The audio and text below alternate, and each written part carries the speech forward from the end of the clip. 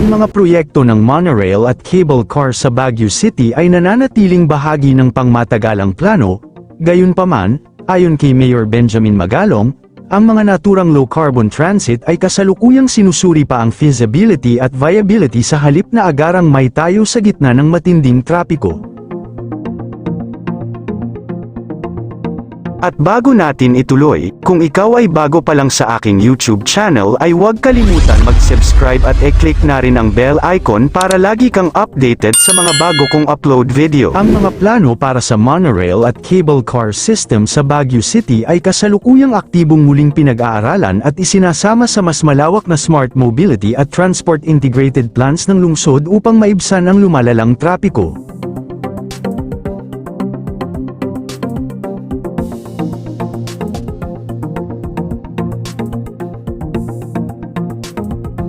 Bagamat nagkaroon ng mga naunang ulat na hindi muna ito itinuloy dahil sa isyu ng pondo at pagiging feasible nito sa ilalim ng lumang disenyo, muli itong binuhay sa pamamagitan ng mga bagong pakikipagtulungan sa mga pribadong kumpanya sa ilalim ng Public-Private Partnership, PPP.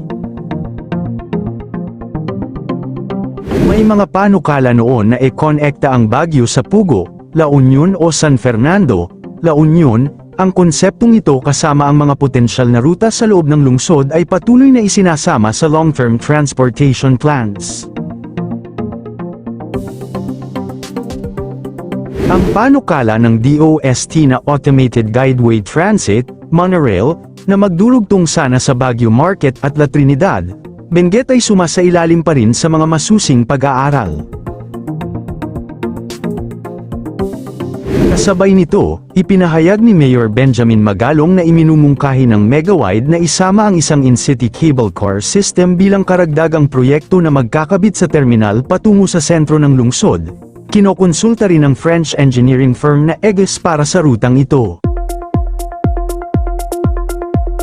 Kasama rin ang monorail sa binubuhay na Smart Urban Mobility Project na inihain ng Metro Pacific Tollways Corporation, MPTC, na nagkakahalaga ng 2.53 billion pesos, layo nitong magtayo ng monorail network sa Central Business District, CBD, at mga karatig barangay upang mabawasan ang mga sasakyang pumapasok sa sentro. Dahil ang orihinal na pag-aaral ay ginawa pa noong nakaraang 3 taon, inatasan ng City Council ang MPTC na magsumite ng isang updated feasibility study gamit ang AI-powered traffic analytics. Naglaan din ng lungsod ng 5 milyong pesos pondo para sa pag-update ng master plan na ito. Layunin ng proyekto magbigay ng eco-friendly at modernong paraan ng pagbiyahe para sa mga lokal na residente at turista, mabawasan ang matinding congestion o pagsisikip ng mga sasakyan sa mga pangunahing daan tulad ng Session Road at Marcos Highway. Paunlarin ang urban development at mapanatili ang pagiging summer capital ng lungsod sa pamamagitan ng low-carbon mass transport system.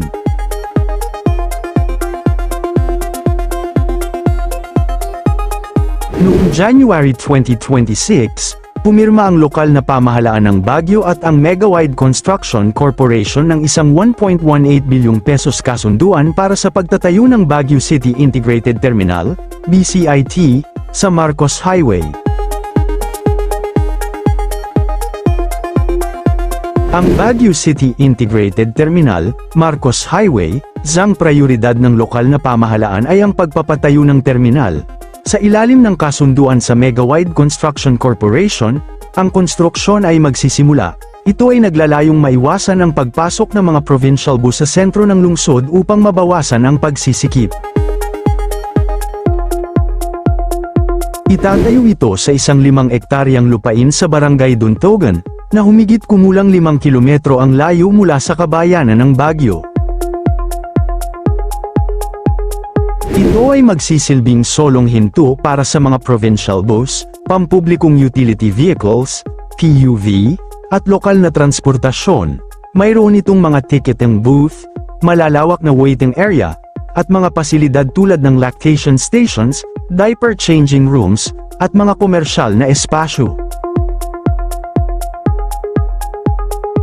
Dinisenyo ito upang mag-accommodate ng hanggang 400 bus kada araw at kayang magsilbi sa humigit kumulang 25,000 na pasahero araw-araw.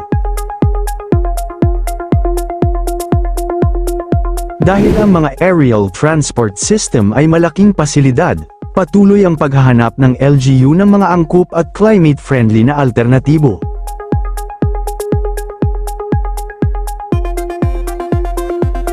Matapos lagdaan ang 40-year lease agreement noong January 2026, opisyal nang itinatag ng city government sa pamumuno ni Mayor Benjamin Magalong at ng Megawide ang project steering siyam na group, sa ilalim ng EO No. 37, nitong unang bahagi ng taon upang tutukan ang pagpapatupad at disenyo ng landport.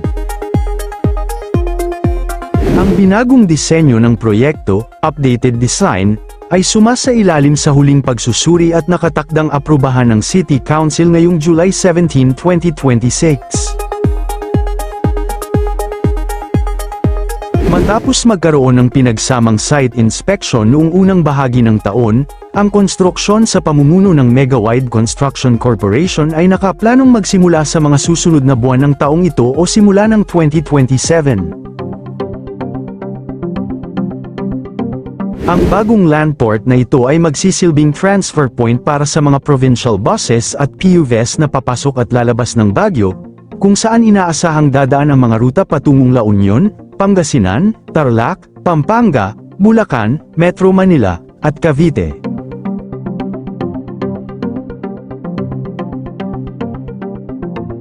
Nakararanas ang Baguio City ng matinding pagbaha sa ilang kalsada ngayong buwan, partikular na noong July 10, 2026, ang malawakang pagbaha ay dulot ng walang tigil na buhos ng ulan mula sa habagat na pinalakas pa ng Bagyong Inday, mistulang naging ilog ang bahagi ng kalsadang ito, malalim ang naitalang tubig baha na pansamantalang nagpahirap sa biyahe ng mga motorista.